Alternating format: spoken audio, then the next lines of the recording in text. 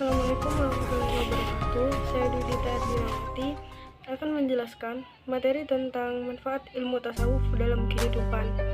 Manfaat ilmu tasawuf dalam kehidupan menurut Hussein Nash, bagaimana dikutip oleh Abuddin Nata bahwa paham sufisme mulai mendapat tempat di kalangan masyarakat termasuk masyarakat barat karena mereka merasakan kekeringan batin. Mereka mulai mencari-cari di mana sufisme yang dapat menjawab sejumlah masalah tersebut. Perlunya tasawuf dimasyarakatkan dalam pandangan Komarudin Hidayat terdapat 3 tujuan. Yang pertama, turut serta terlibat dalam berbagai peran dalam menyelamatkan kemanusiaan dari kondisi kebingungan akibat hilangnya nilai-nilai spiritual.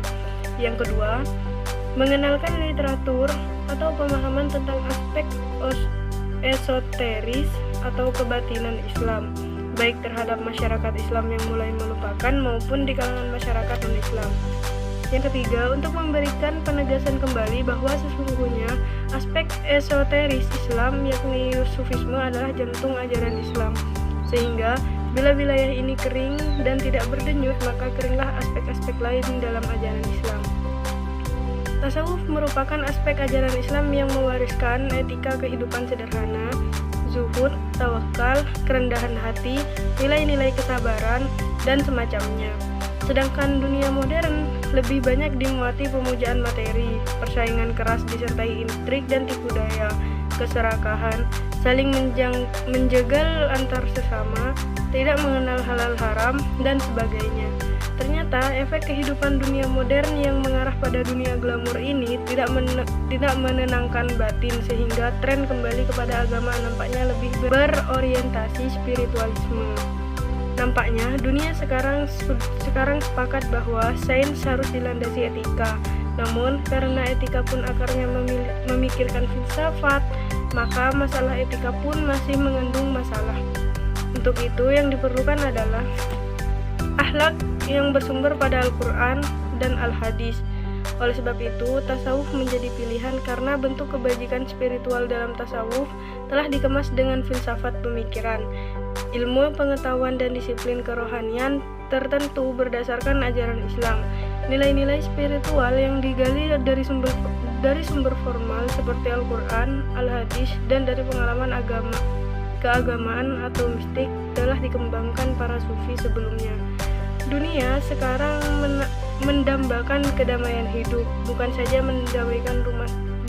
kedamaian rumah tangga, antar tetangga dan kelompok masyarakat dan stabil nasional, tetapi sampai pada kedamaian internasional. Untuk itu, implementasi tasawuf di zaman modern ini hendaknya diletakkan secara proporsional dengan maksud dalam zaman modern ini orientasi kesufian sebaiknya diarahkan untuk dapat berkembang seiring dengan modernitas. Dalam arti pengembangan tasawuf disesuaikan dengan perkembangan zaman dengan diutamakan hidup bersih dari noda-noda kemaksiatan dan berusaha untuk berperilaku sesuai dengan norma-norma agama, jangan terjerumus pada perbuatan dosa dan barang-barang yang haram.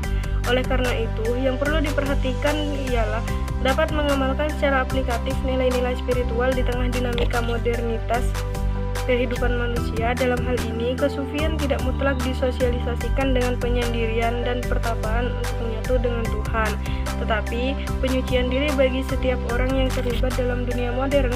Sufi masa modern adalah orang yang mampu menghadirkan ke dalam dirinya nilai-nilai ilahiyah yang memancar dalam bentuk perilaku yang baik dan menyinari dalam kehidupan sesama manusia. Inilah pemahaman hadis Nabi Shallallahu Alaihi Wasallam bahwa sebaik-baik manusia ialah manusia yang paling bermanfaat bagi sesama manusia. Hadis riwayat Imam Bukhari. Untuk mengamalkan praktek kesufian dalam arti penyendirian dengan tujuan menyatu dengan Tuhan, nampaknya kurang relevan dengan modernitas yang mengharuskan adanya hubungan antar pribadi dan kelompok manusia. Dalam membangun peradaban modern yang cirinya adalah pemanfaatan iptek dan pendayagunaan sumber daya secara maksimal serta kemakmuran kehidupan. Untuk itu, diperlukan orientasi baru berupa penghadiran nilai-nilai ilahi dalam perilaku keseharian kita, sehingga Peran agama yang menghendaki kesucian moral tetap terasa sangat perlu di abad modern ini. Dengan demikian, tasawuf di abad modern ini tidak lagi berorientasi murni kefanaan untuk menyatu dengan Tuhan, tetapi juga pemenuhan tanggung jawab kita sebagai khalifah Tuhan yang harus berbuat baik kepada sesama manusia dan sesama makhluk. Dengan kata ini, tasawuf tidak hanya memuat dimensi kefanaan yang bersifat teofani, tetapi juga berdimensi kemaslahatan, kebaikan, dan nilai-nilai manfaat bagi dunia dan seisinya. Terima kasih. Wassalamualaikum warahmatullahi wabarakatuh.